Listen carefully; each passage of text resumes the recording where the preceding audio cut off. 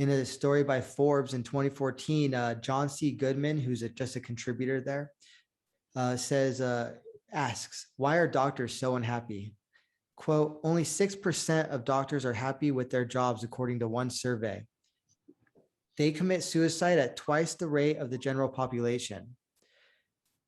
That's funny because you only hear the adage like, oh, dentists commits a lot of suicide, which is like, okay, well, that's random. But then when it's doctors, you're like, wow, that's a major problem.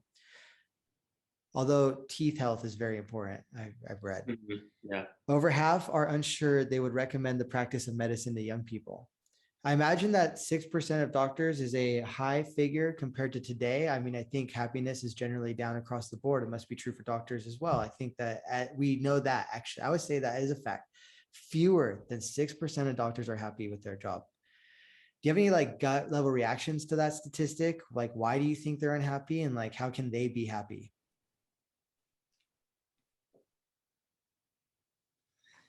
I don't know. I mean, my reaction is I don't know. I don't really identify as a doctor. I don't think I'm a doctor. Do people do some like chiropractors like identify as a doctor and they're like, yes. Yeah, for sure, for What do you sure. and do you think that's like kind of that's not really you're like a shaman. No, no, I'm not a shaman. I think a lot of chiropractors identify as doctors. I mean, we get a doctorate degree. Our level of education in terms of the hours and kind of what we study is maybe more intense and more in depth than most people think. So it's, yeah, I think it's fine if you want to say you're a doctor. I mean, whatever. But I think when people in our current times, people attribute doctor as like a medical doctor. And I just, because of the reasons I said earlier, it's just kind of, it's such a different philosophical viewpoint than being a chiropractor and kind of what you're going to do with people. So I don't really want people to attribute me as a doctor. It's like, I'm a chiropractor. These are the principles I find to be true. And like, let's work with these principles to bring about health. As far as your comments on the doctors being kind of unhappy, and I don't know. I mean, it probably just comes down to being just not in line or not congruent with what your true calling is or what your heart wants to do. I'd say it's being a medical doctor is probably really a tough thing. I mean, you're dealing with people who are sick, different stages of diseases, people who are really different levels on the emotional scale of like depression, apathy, anger, like all these different things. So you really have to have a strong like sense of yourself and a strong kind of barrier to sort of take care of yourself and not get caught up in that.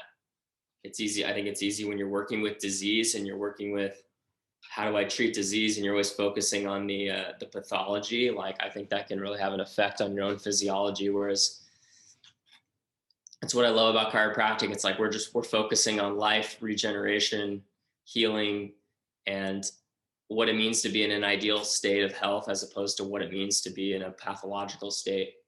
And how do we get out of the pathological? It's like, no, don't focus on the bad, just focus on the good. And how do we create more good?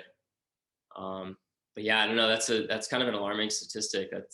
Okay, so I would say that I'm just going to take a gander. Like, okay, so we have a systemic happiness problem in the medical care industry. So the problem is quote systemic, to borrow a kind of a modern kind of term in some ways. I'm not going to define it, but just this is a systemic issue of unhappiness in the medical care system. You said earlier that you were just maintaining sickness when you had some experience in that care as a physical therapist.